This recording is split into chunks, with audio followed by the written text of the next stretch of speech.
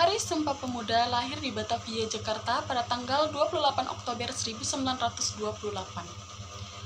Sumpah Pemuda terlahir dari Kongres Pemuda II, yang mana kongres tersebut digelar selama 2 hari, tepatnya pada tanggal 27 sampai 28 Oktober 1928. Sumpah Pemuda memiliki makna yang begitu mendalam dan tentunya penting ditanamkan dalam jiwa. Untuk itu, kita harus mengetahui makna Sumpah Pemuda.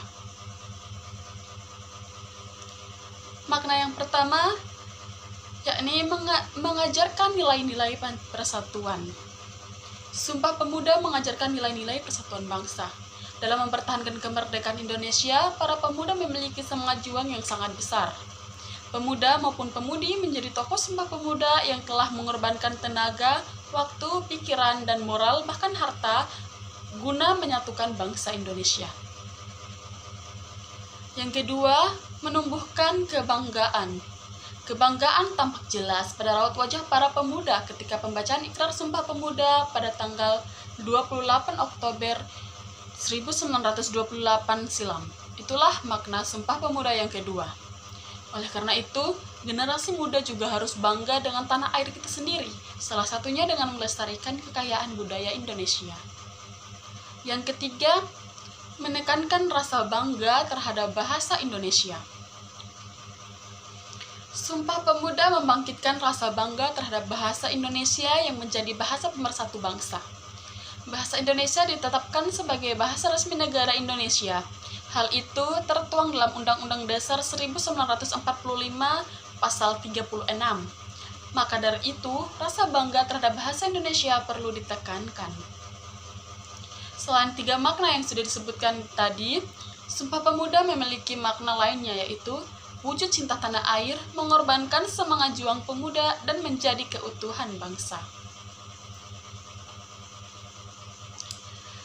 Para kaum muda menjadi kebutuhan yang tak pernah berakhir. Kita perlu kepedulian dan kerelaan orang muda, agar bangsa ini sejalan dengan cita-cita para pendiri bangsa, supaya sesuai dengan suara hati rakyat. Indonesia tetap aman, tetap menjadi negara yang disegani, seperti yang diharapkan Bung Karno, dengan 3 wasiatnya, yakni kita berdaulat dalam politik, berdikari di bidang ekonomi, dan berkepribadian dalam kebudayaan. Tanggung jawab generasi muda tentu sangat berat, namun sangat penting. Tujuannya agar tetap mempertahankan Indonesia menjadi bangsa yang majemuk, plural, dan multikultural. Bangsa yang tetap satu kesatuan dalam bingkai Negara Kesatuan Republik Indonesia. Bangsa yang taat pada ideologi Pancasila, bangsa yang konsisten mewujudkan amanat Undang-Undang Dasar 1945 dan setia dalam semboyan Bhinneka Tunggal Ika. Adapun pesan untuk generasi muda yang harus kita cerna dan harus kita jalani dan harus kita mencernakannya. Yakni yang pertama, belajar untuk membangun masa depan yang cerah bagi bangsa. Karena para remaja adalah generasi penerus bangsa Indonesia. Yang kedua, menjaga persatuan dan kesatuan, agar Indonesia terdiri atas berbagai suku, budaya, ras, agama. Kita tidak terpecah belah, agar kita harus menjaga persatuan dan kesatuan kita dan saling menghormati dan menyayangi antar sesama. Walaupun kita berbeda ras, suku, budaya, dan agama, itu pun tidak masalah. Yang berikutnya, bersikap toleransi atau saling menghargai. Agar tidak terjadi konflik seperti yang tadi saya sebutkan tadi, saya jelaskan tadi,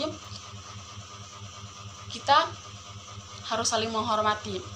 Agar tidak terjadi konflik antar ras, suku yang dapat menyebabkan sikap kesukuan dan mementingkan dan menyanjung suku sendiri. Dan meningkatkan motivasi belajar. Agar rakyat Indonesia menjadi rakyat yang berpendidikan, mempunyai strategi dan maju, kita harus punya motivasi belajar. Kita harus belajar dan membangun Indonesia ini menjadi negara yang maju, bukan negara yang berkembang. Kita juga harus berpikiran rasional, agar bagaimana caranya agar kita bisa memberantaskan pemerintah-pemerintah atau pemerintah rakyat daerah yang suka berkorupsi. Kita harus menuntaskan korupsi agar tidak ada terjadinya korupsi di Indonesia. Kita tahu sekarang ini banyak terjadinya korupsi yang sangat merugikan Indonesia. Kita sebagai bangsa pemuda harus memikirkan bagaimana caranya agar tindakan korupsi ini tidak terjadi lagi di masa depan.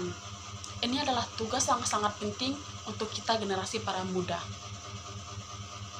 Mungkin sekian, hanya itu saja yang bisa saya sampaikan. Terima kasih. Wassalamualaikum warahmatullahi wabarakatuh dan selamat siang semuanya.